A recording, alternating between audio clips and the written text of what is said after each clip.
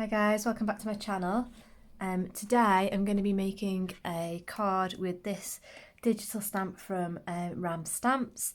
It's a brand new one that's just been released.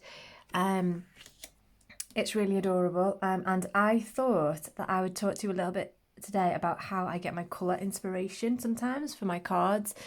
Now, I don't know about you, but I find that inspiration can come from anywhere. It might be sunset colours. I don't know if you found yourself looking at the sky and thinking, oh, shaded lilac, dusty Concord, tumbled glass, and reeling off a list of, distress oxides that you'd use to ink blend the sky. So I find that inspiration can come from anywhere. This is probably a surprising source of inspiration, but this is one of my daughter's many Peppa Pig books, and I always find that when I'm reading it to her at bedtime, I stop on this page and I'm like, I love those colours. I've got to make a card in those colours. So that's what I'm going to do today. I'm actually going to use this book as my colour inspiration. So I really like these deep purples and the pinky purples. So I thought what I would do is try and ink blend the sky in those colours, and then I'm going to probably colour in my girl to kind of coordinate with that. So going with this kind of foresty tree theme, I have pulled from my stash this birch tree cover-up die from MFC Stamps, and I thought that I would do the trees in this. I don't know if you can see that, it's kind of metallic-y white, basically like birch bark. So I thought I'd die cut that with those, ink blend sky in colours along those, and then add my character. So having talked about the inspiration, let me show you my most helpful crafty tool in my craft room. This is just an ordinary little binder, and inside I have got everything swatched out. On the first page I have got my Copics all swatched out. I've got my Ram Stamps colour chart here, all of my Copic inks, and the greys here. And then I've got a few of these are also free principles from Ram Stamps. So I've got all of different green colour combinations that I like all swatched out there, and I've done the same for purples. I have also got some oranges and yellows that I've done, and I keep meaning to do some more of those colour families because I think it's a really helpful resource. And in fact, for today I'll be using this purple one. Like these V99 to 93 colours will be really nice. Also, I've got in here swatched out my blend markers from Spectrum Noir, some pro markers that I used to have which I don't really use anymore. And then for my inks, so this is my Distress Oxides, I've just got a solid colour stamp, a balloon stamp, and each time I get one of my Distress Oxides, I just stamp it on here, add the name, and then I've got a really good visual of what the colours look like and which colours are going to blend well together. So I try and keep that in rainbow order. So that's all of the and these are just I think they're coin holders, like pockets. They're inexpensive off Amazon. I think they're meant for coin collectors basically. You'll have to excuse the fact that I'm absolutely full of hay fever as well today. And then same thing, these are my Concord and 9th inks, again swatched out in exactly the same way, with a solid colour stamp, and again in rainbow order. And then the rest of this is just blank space because I actually only have 2 full sets of inks, the Concord and 9th, and in fact my Distress Oxides aren't even full sets. And this was an old colour chart with the original Concord and 9th colours before they brought out the 24 new ones. So I actually only use 2 sets of inks because I love the colour palette from Distress Oxides and from Concord and 9th, so that is basically all I feel that I need in my craft room. It serves me well. So yeah, that is an amazing resource. So for today I think that I will go with, for my purples, I think I might go with Dusty Concord, Villainous Potion and Milled Lavender. I quite like those. The other alternative is I could do Eggplant, Fig and Lilac from Concord and Ninth. I actually quite like those. You know what, I might go with those. I feel like Distress Oxide inks probably blend better, but I'm going to give these a try, I think, today because I really like that colour combination. Okay, so I'm back now with those three colours. I'm going to start with the lightest because I've only got one blender brush in purple. So I'm going to start with the lightest colour first and then work my way up to the darkest. I'm just going to grab some cardstock and get any excess colour off that brush. So this is Lilac. And what I'm going to do now is just speed up the video and add some music, and then I'll be back once the ink blending is finished.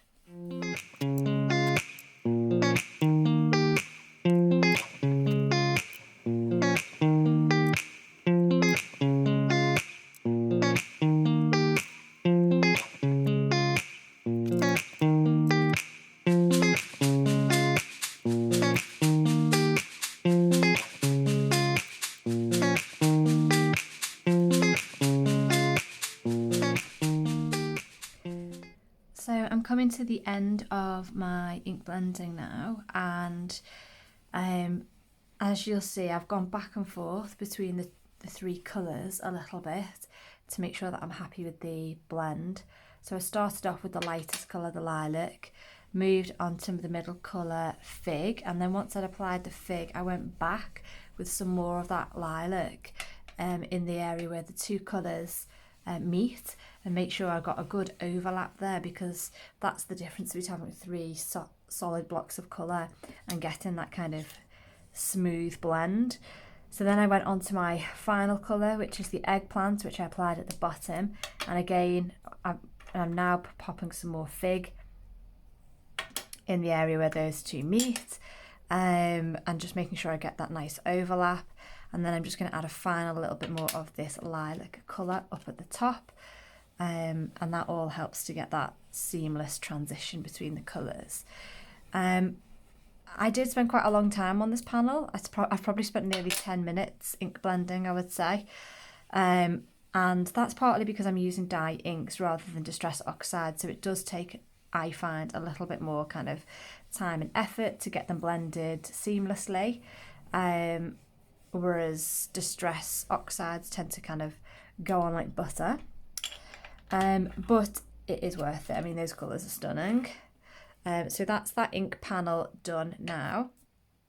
This piece of card, if you're wondering, is just so that I can hold the panel and not get any marks on it, because I do tend to, I'm such a messy crafter, I do get inky fingers when I'm crafting, and I did get one little ink smudge on my panel here, so I just grabbed this to make sure that my inky fingers didn't go anywhere else on the panel and ruin that blend.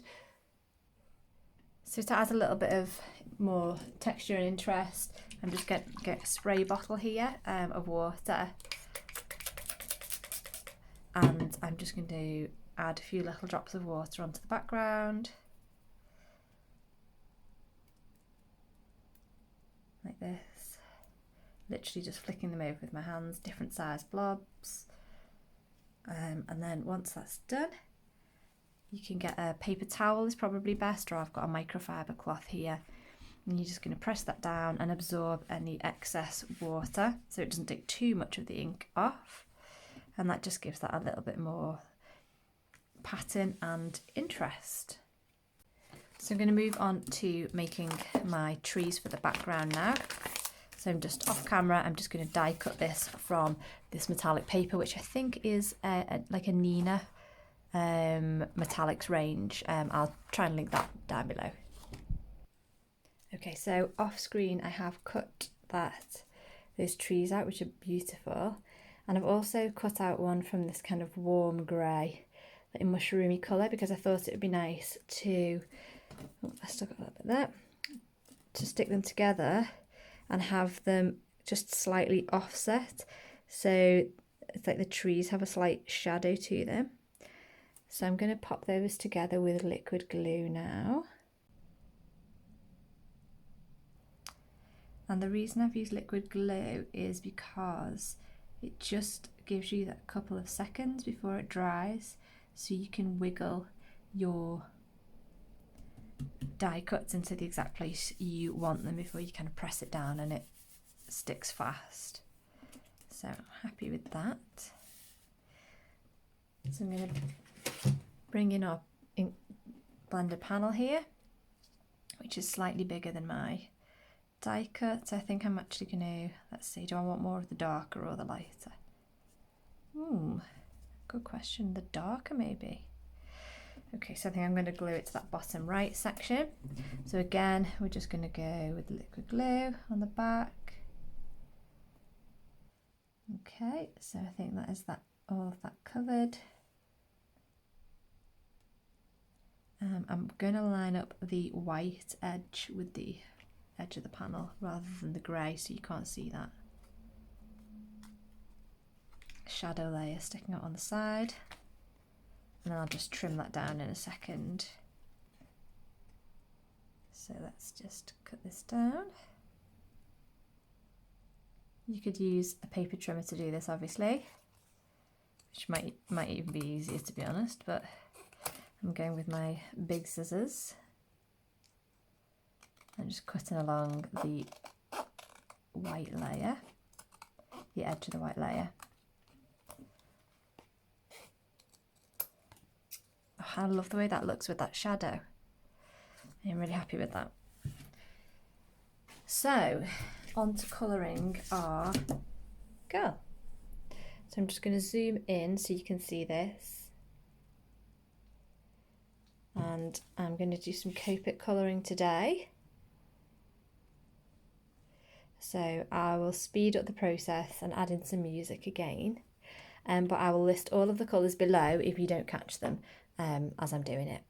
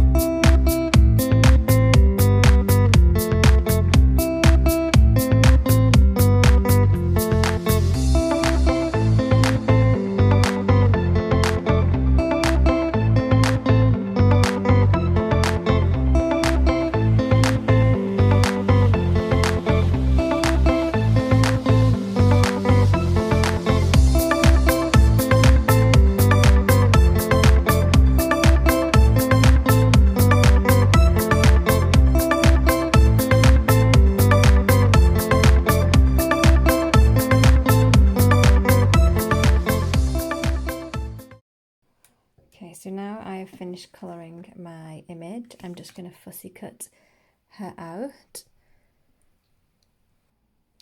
Okay, so I've got all of my images nicely coloured and cut out here.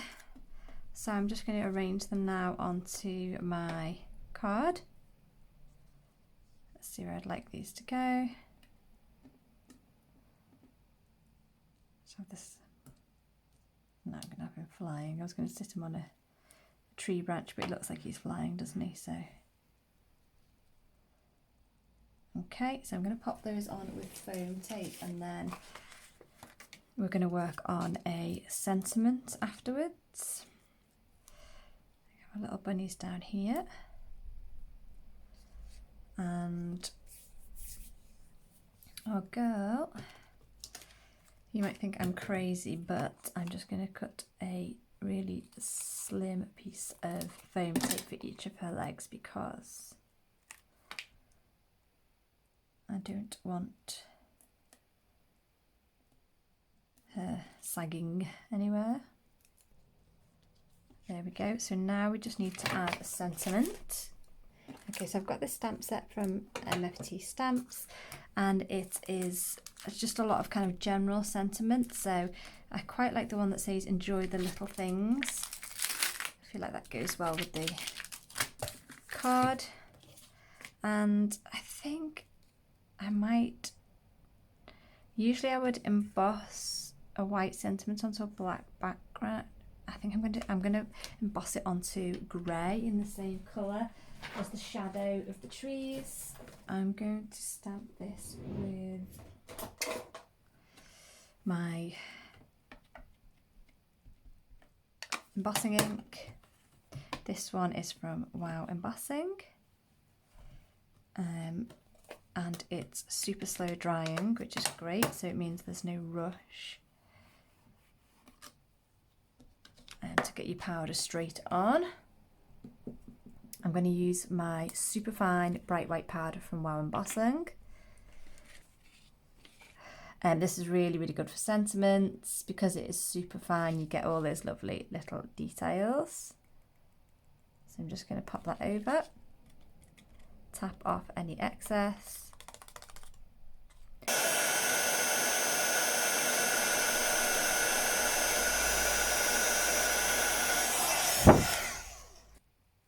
Trim that down. Because it's an unusual shape, I don't know if I want to just cut it straight. It might look a bit odd, so I think what I'm going to do is just actually fussy cut it.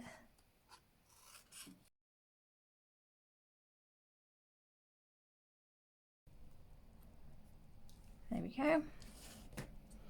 And I quite like that grey and white. It's not too stark a contrast, which I feel like the black card possibly would have been.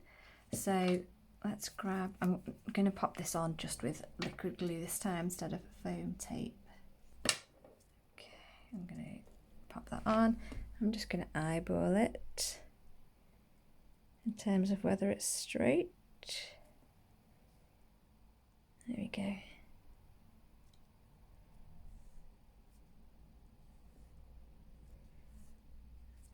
There you go, and that finishes up the card for today. I hope you like it. So it just goes to show that really inspiration for cards can come from anywhere, even a children's Peppa Pig book. So let's go back and have another look at. Okay, so ours has actually turned out quite a bit darker than the inspiration picture. So I might have another go at another card in these lighter pinks. But yeah, you can see the general theme with the trees and the purples. And yeah, I like how that's turned out. Can you see that shine on the trees there? That really kind of makes it look like that silver birch tree. Anyway, I hope you enjoyed that today, and feel free to check out some other colouring tutorials that I have on my YouTube page, and also of course check out Rachelle Anne Miller's YouTube page as well to see what some of the other design team members have been making. And yeah, I hope to see you guys back here soon. Thanks, bye.